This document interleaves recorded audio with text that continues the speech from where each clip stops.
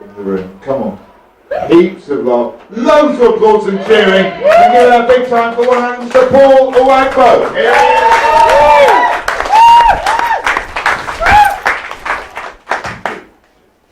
Good evening everyone, how are we doing? Let's start off this show with a little advice. Good idea, joining the secretly wanting to punch slow walking people in the back of the head Facebook group. Bad idea, joining the secretly wants to punch slow walking people in the back of the head flash mob. At the end of the day, just happy slapping the old and the handicaps, aren't you? That's just not fair at all. I'm one of two middle children out of the total of four, which is rubbish. Because I never got any of the firstborn privileges or any of the lastborn sympathy. But do we have any other middle children in tonight? Just the one, I see. Sure, all the rest are still standing around outside their schools waiting for their parents to pick them up who've clearly forgotten about it. But it was difficult for me growing up as well, because I was always the quiet one of the family. So my parents always gave me the most work to do, so I was the least likely to complain. And all the time they did that, they'd still complain that none of their other children did any of the work they weren't asked to do in the first place. Now my siblings were getting angry at me for making them look bad. So basically I spent my entire childhood doing everything for everyone and being liked by nobody. Well, at least it prepared me for a career in technical support. And then there was the time my mother accused me of menstruating in her toilet. That was a tricky period. Thank you. But my parents actually started giving me relationship advice now, which is always fun. So Paul, do you have a girlfriend? No, I don't. Well, since you're clearly retarded, let me explain to you how dating works. Oh good, we're doing this again. Incidentally, if you're celebrating your first child's 30th birthday 3 months after your 30th wedding anniversary, probably a good idea to keep the relationship advice to yourself. But for the record though, I am fully aware of how dating works. You meet a nice girl online, you go out on a couple of dates, then you realise that she'd be happier with literally anyone else. And you spend the rest of your life reading their deliriously happy status updates while crying into your lunch at Master's Diary. I've had to try this internet dating thing now, because I realised a long time ago that women don't go to bars and clubs to meet guys like me. Women go to bars and clubs to meet footballers, investment bankers, low-ranking members of the royal family.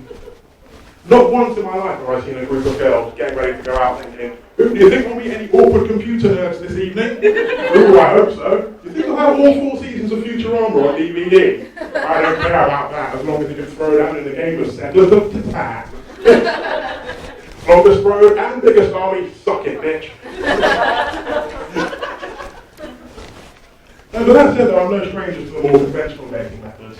I remember a few Valentine's days ago, I decided to surprise this girl I liked for ages, where she worked, by taking her a card and a single white rose, because I was, poor. But I showed up at the HMV where she worked, and she wasn't working that day. So I left my gifts with the guy who was, who said he'd give them to her the next day. And he did. Technically. Yeah, they're getting married next month.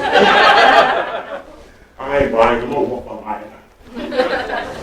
And not too long ago, actually, I was talking to another girl that I quite liked, and she told me about how her and her girlfriend had gone to a burlesque night the previous weekend. And for those of you not in the know, burlesque is basically the same as a strip show, only the women are too stuck up and or fat to become proper strippers. And so I asked her how much, and she said, "Oh, it was really good, but as a man, I'm not sure how much it would have turned you on." To which point I replied, "Take me with you next time, you'll find out." After the ensuing silence, I tried to explain to her that I meant that in the least rapey way imaginable. I was only going to explain to her how horny I was. "Yeah, this is rather good. I give it an 8.5 in the Erecto scale." And I'm 28 years old now, so approaching middle age. I'm starting to worry that I'm going to turn into my father, and not in the Marty McFly, I travel back in time and bone my mother kind of way. Because being this jaded and cynical doesn't lend itself especially well to be the protective father archetype.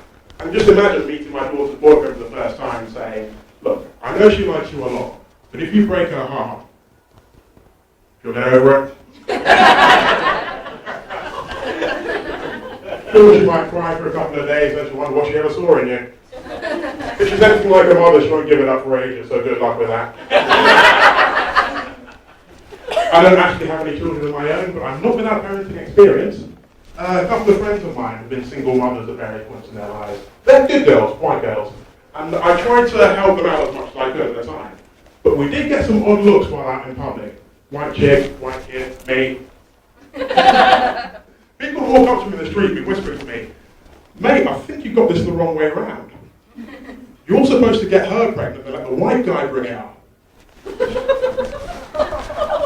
And when I went to pick them up from daycare, that raised a number of eyebrows among the other mothers there that were there to pick up their children.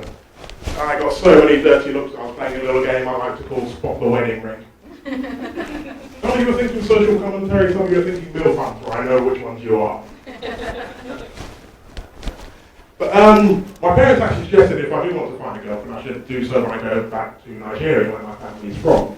They suggest I meet a girl out there, we go out a couple of times, then convince her to move to England. Now, I'm not sure whose son it is they think they've raised, but I'm pretty sure I'm not him. Not once did I manage to bring the girl next door and look in and announced that you were one in from overseas. They've grossly overestimated my attractiveness. But some of you may think that maybe the better quality of life in England will help to entice my future bride over to these shores. At which point I think, well, carjackings and AIDS, or Family Guy jokes and Warhammer. As much fun as it is envisioning one of my hammerhead tanks turning the crew of a Space Marine Land Raider into an airborne meat smoothie, I don't think the women will go for it too much. The hammerhead tank, armed with a turret-mounted railgun, strength 10, armor penetration 1, 70-story range, one of the most formidable